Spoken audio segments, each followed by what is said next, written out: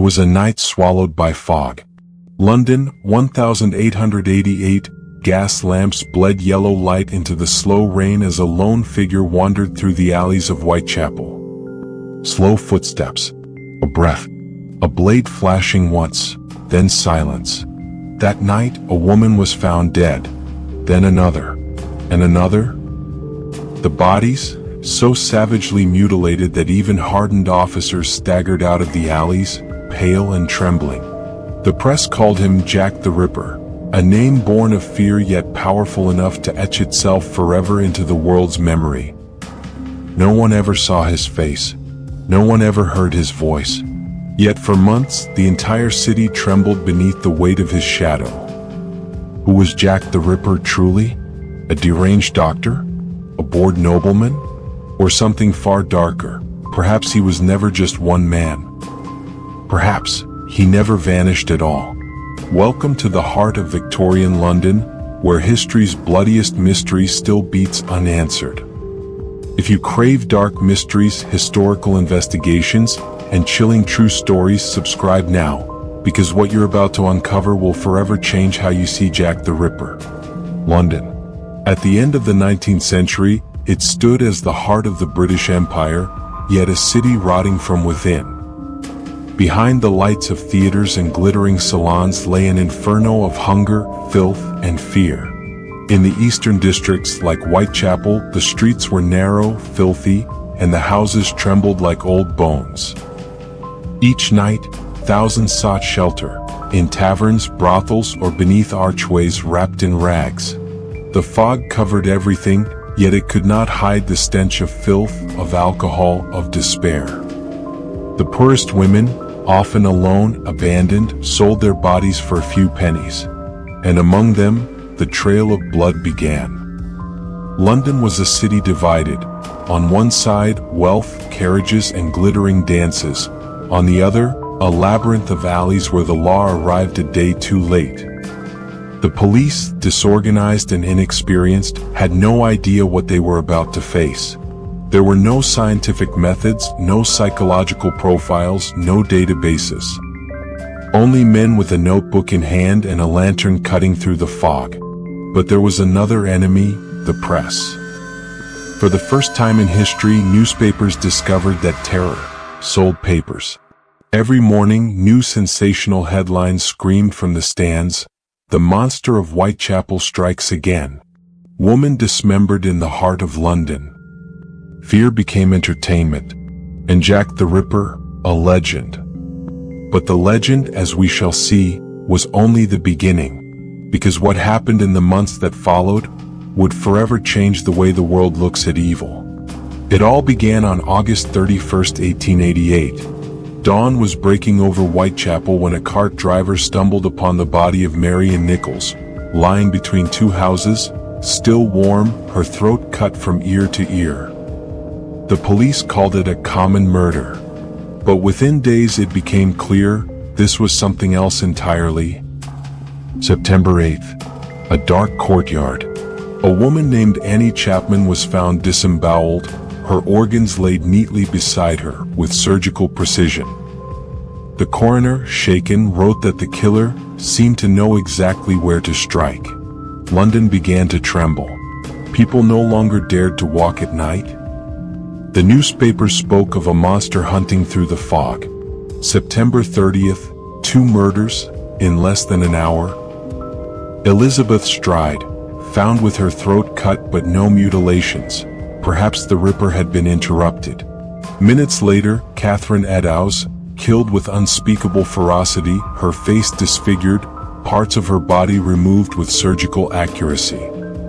Beside the crime scene, written on the wall in chalk, a chilling message: "The Jews are the men that will not be blamed for nothing."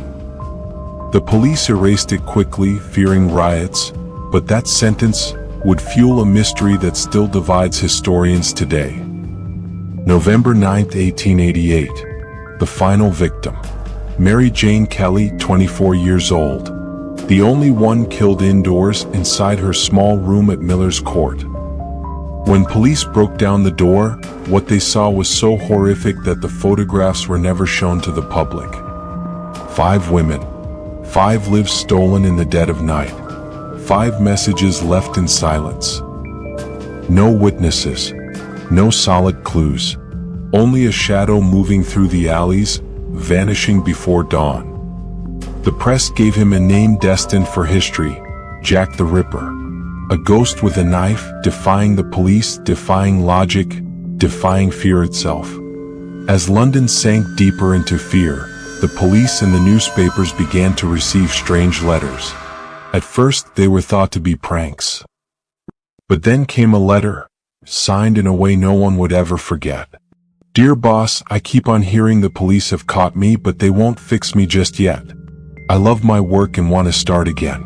Signed, Jack the Ripper. It was the Dear Boss letter, dated September 25, 1888. This is where the name Jack the Ripper was officially born. The letter was published in the newspapers and became a phenomenon. For the first time, a killer seemed to be talking to the world. And the world, frightened, obsessed, listened.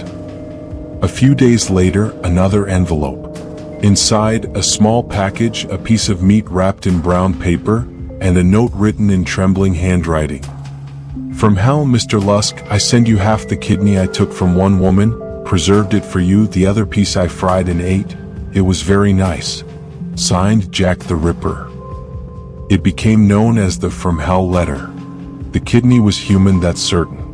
But whose it really was, no one ever knew. Some believe it was a macabre hoax. Others swear it was proof of a killer wanting to display his signature, like an artist of terror. In total, the police received more than 600 letters. Most of them were fake. But some, even today, no one dares say with certainty whether they were authentic or not. It's as if Jack had understood something we hadn't yet learned, that fear written on paper can become immortal. The city is in panic. The press speaks of an invisible monster, the police groping in the dark. And yet, someone had to be behind it. As the months went by, dozens of suspects emerged. Ordinary men, madmen, artists, nobles, even members of the royal family. And each of them had a chilling story. The first is Montague John Druitt, a respectable lawyer, a teacher, but with a dark side. Shortly after the last murder, he threw himself into the Thames. In his apartment, police found confused letters, signs of mental instability. Many believed that with his death, the murders had stopped. But was it really him, or just a fragile man in the wrong place? Then there's Aaron Kosminski, a poor, mentally unstable Polish barber confined to an asylum. He suffered from paranoia, harbored a deep hatred of women, and lived right in Whitechapel. A century later, modern analysis of an old bloodstained shawl seemed to link his DNA to that of one of the victims. In 2014, a private investigator announced he had found the final proof. The shawl, recovered from the scene of Catherine Eddowes' murder, contained genetic traces linked to Kosminski. However, many experts argued the tests were contaminated, and so even that supposed scientific truth vanished into the fog. Another disturbing name, Walter Sickert, a painter, friend of artists and aristocrats, obsessed with the Ripper case. His paintings show dark rooms, lifeless bodies, and faces twisted in terror. Some scholars believe he wasn't just an observer, but the protagonist. Sickert always denied it, but his work seemed to whisper another truth. And then, the most dangerous theories. Prince Albert Victor, grandson of Queen Victoria. Some claimed a royal family member was involved in forbidden affairs, covered up by a state conspiracy. When the first rumors leaked, the documents were destroyed, the witnesses vanished. Coincidence or censorship? And finally, the most debated theory, Dr. William Gull, the Queen's personal physician. According to journalist Stephen Knight, he was the executor of a Masonic plan to silence a royal scandal. A doctor, a skilled surgeon with access to everything, and the means to vanish without a trace. Each suspect has evidence and shadows. Each theory holds a truth and a hidden lie. Perhaps Jack was never just one man.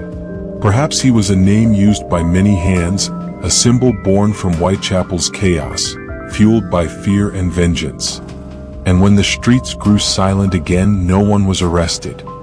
No one confessed. The monster vanished, leaving only his name carved into history, Jack the Ripper. Today, more than a century later, the name of Jack the Ripper still lives on. No longer in the alleys of Whitechapel, but in books, films, video games, museums, and urban legends that still haunt London. Every decade, someone claims to have discovered the truth. A new document, a forgotten confession, a piece of evidence that promises to close the case forever. But every time the fog returns, and with it his ghost, Jack became more than a killer. He became a symbol, the invisible face of evil, the embodiment of mankind's fear of what it cannot control. For his power lies not only in the murders, but in the absence of answers, in the emptiness he leaves behind. From London to Hollywood, from novels to TV series, Jack the Ripper has become an eternal character, transformed, reinvented, mythologized. Every generation gives him a new face, but the mystery remains the same. Perhaps that is his secret, never being caught, never truly being known, because an unsolved mystery never dies. And so, perhaps Jack the Ripper is not merely a man of the past. Perhaps he is a shadow within each of us, the hidden part that fears and at the same time craves the unknown. 137 years later, his legend still walks among us silently through the fog of history. Jack was never caught, perhaps because Jack the Ripper never truly disappeared. But this is not the end. In the next episode, we'll go even deeper into the fog, to relive the Whitechapel murders, analyze every clue, and uncover how Jack the Ripper inspired books, films, and legends that still haunt the collective imagination. And now it's your turn. Who do you think Jack the Ripper really was? Write it in the comments below. I want to read your theories, your guesses, your fears. And if you love unsolved mysteries, dark stories, and secrets that time cannot erase, subscribe to the channel and turn on the bell, because the next case might be even more disturbing. Goodbye, and be careful when you hear footsteps in the fog.